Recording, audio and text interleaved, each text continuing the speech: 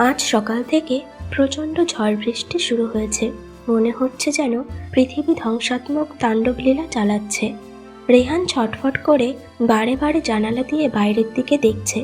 আজকে কেমিস্ট্রির final practical পরীক্ষা আছে। এদিকে খবরে বলছে একটা ঘূর্ণিঝড় পশ্চিমবঙ্গের উপকূলে আছড়ে পড়েছে। ও যে বাড়িতে পেইং গেস্ট থাকে সেখানে এখন ছাত্র বলতে রেহান একাই আছে। বাকি দুজন বড় দাদা চাকরি করে। ওরা অফিসে ফোন করে ছুটি নিয়েছে। মেস মালিকের ঘরে টেলিভিশনে নাকি দেখে এসেছে যে গাছ পড়ে রাস্তাঘাট বন্ধ হয়ে গেছে, চারিদিকে জল জমে বাস ট্রাম বন্ধ হয়ে গেছে, আর ঘন্টা খানেকের মধ্যে না বেরোতে পারলে দুটোর মধ্যে কলেজে পৌঁছাতে পারবে না। বুঝতেও পারছে না যে পরীক্ষা স্থগিত হয়েছে নাকি। হঠাৎ মনে পড়ল বন্ধু সৌরভের কথা। সৌরভের বাবা তো বিশ্ববিদ্যালয়ের উঁচু পদে আছেন, উনি নিশ্চয়ই পরীক্ষার ব্যাপারে জানতে পারবেন। মোবাইলে ফোন করতে একবারেই সৌরভ ফোনটা ধরল। রেহান বলল, পরীক্ষার কোনো খবর আছে নাকি রে? এত দুর্যোগের মধ্যে পরীক্ষা হবে? সৌরভ বলল, ওহো, তুই খবর পাসনি? পরীক্ষা তো 1 মাস পিছিয়ে দিয়েছে রে। রেহান স্তিমিত স্বরে বলল, 1 মাস? আমার অবস্থা তো জানিস, মেস তো আগামীকাল ছেড়ে বাড়ি চলে যাওয়ার কথা। আরও 1 মাস হলে?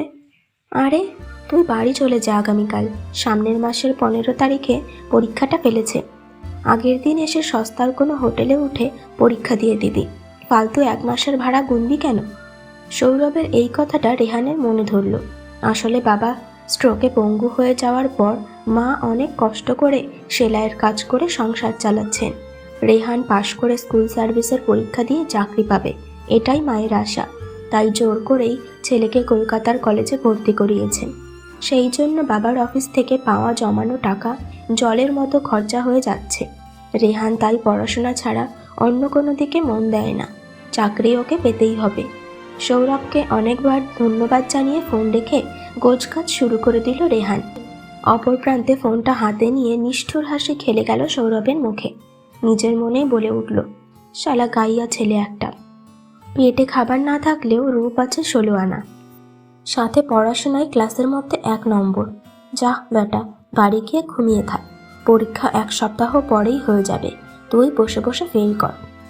সেই ঘটনার পর নদী দিয়ে বহু জল গড়িয়ে গেছে।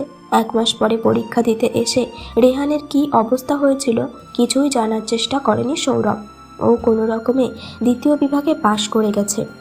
এমএসসিতে যে এইভাবে পাশ করে সুযোগ পাবে না সে জানতো সৌরভ। বাবাও আর ক্ষমতা খাটিয়ে ভর্তি করার চেষ্টা করেননি, বুঝেই ছিলেন এভাবে পাশ করানো যাবে না। পদস্থ বাবা চেষ্টা চরিত্র করে বিশ্ববিদ্যালয়ে একটা কনিষ্ঠ করণিকের চাকরি জুটিয়ে দিয়েছিলেন। ছোটবেলা থেকে স্বাচ্ছন্দ্য ও ক্ষমতার কোলে বড় হওয়া সৌরভ নিজের চাকরির সাথে মানিয়ে চলতে পারত না।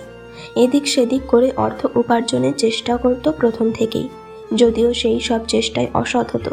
মাত্র বছর 5 চাকরির পরেই একটা প্রশ্নপত্র ফাঁসের ব্যাপারে সৌরভকে চাকরি থেকে বরখাস্ত করা হয়।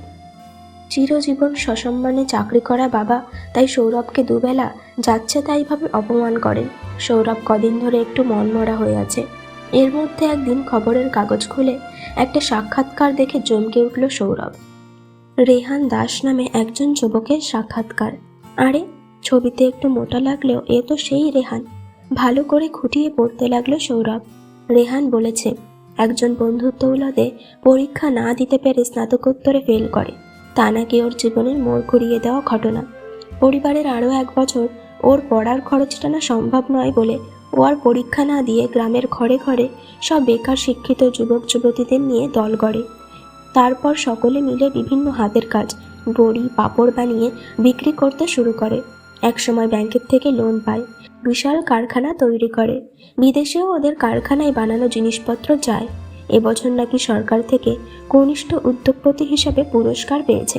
খবরের কাগজ হাতে নিয়ে সৌরভ ভাবতে থাকে, রেহানকে পরীক্ষায় যতই কায়দা করে ফেল করাক সৌরভ, জীবনের আসল পরীক্ষায় রেহান পাশ করে গেছে আর সৌরভ ডাহা ফেল।